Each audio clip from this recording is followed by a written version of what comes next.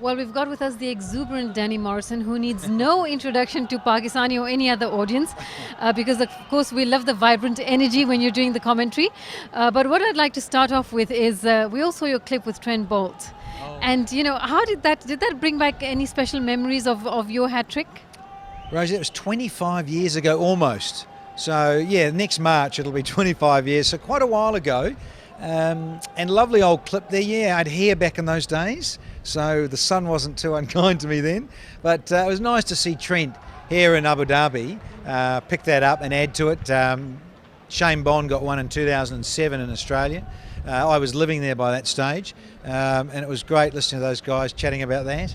And great for Trent Bolt. He started late in the series, and he's been a fine exponent, whether it's test match cricket with the red or pink ball and now with the white ball. So lovely for him, really pleased for him. And to get the top order like that. A lot of us tend to get them, the back end of an innings and the ball's reversing a bit more, the sort of more death overs. But he got his with the new ball up front against the top order, so very impressive.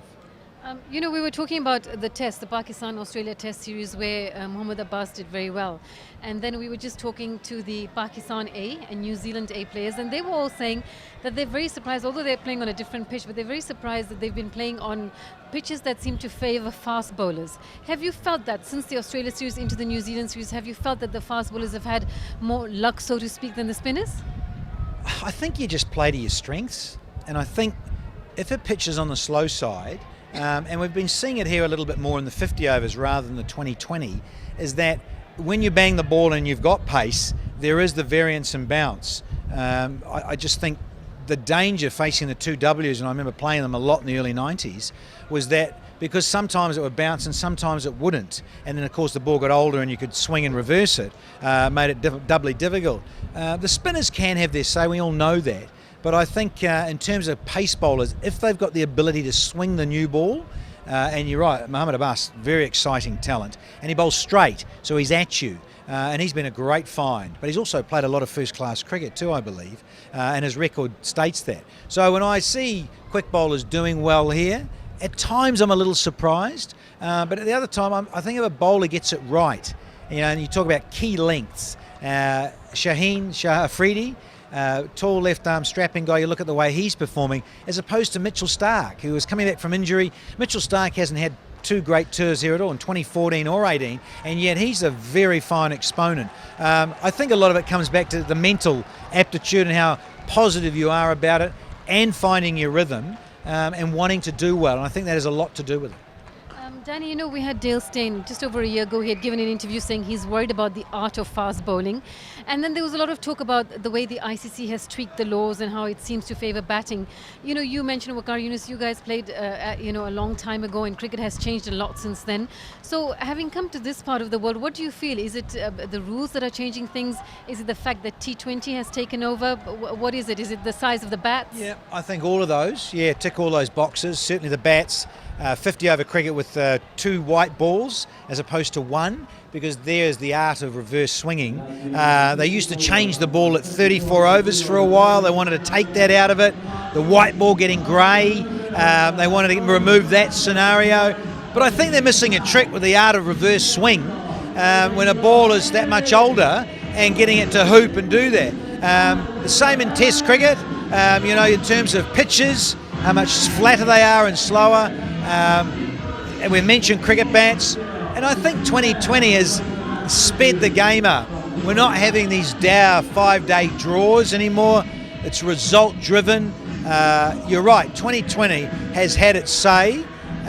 Pink ball cricket, we're wanting to see an entertainment at night, so the pink ball, we all know, under lights at night when the sun's gone down, swings a bit more in the air, and you notice wickets tumble in the evening and night cricket. So it has changed, and yeah, look, I concur with Dale Steyn, but it's been frustrating for the quick men, given that there's so much more cricket.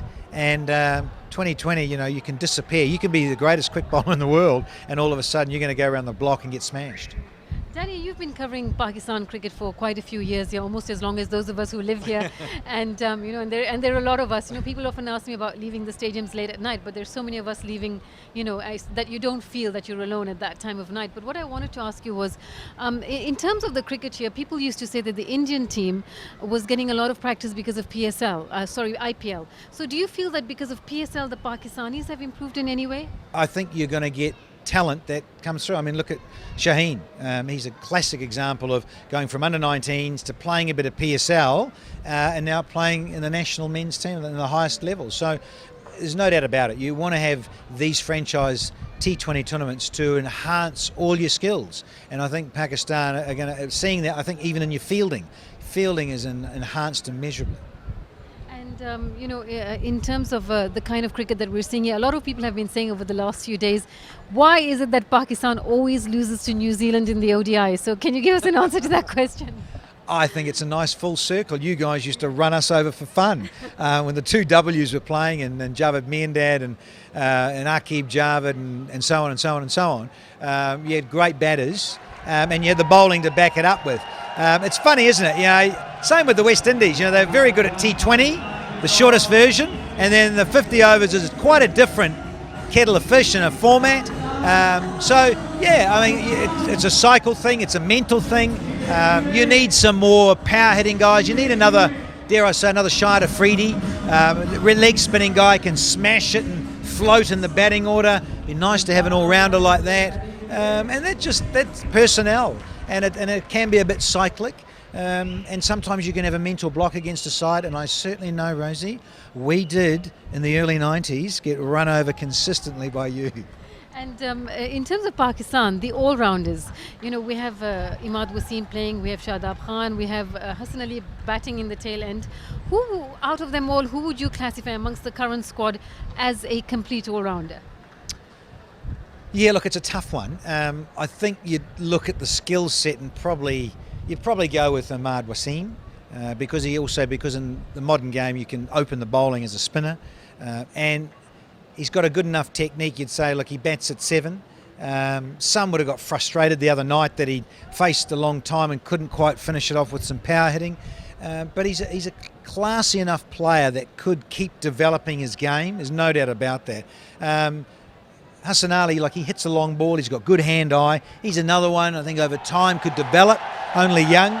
So, you've got some guys there in the making coming through. Shadab Khan, to me, he's probably got that little bit more self-belief and confidence for doing it. So, for me, out of all of them, probably he's the most likely to develop on. But he's only 20, so he's got time. And in terms of being a cricketer, and then the transition, moving towards being a commentator, how challenging has that been? It looks like you always enjoy it.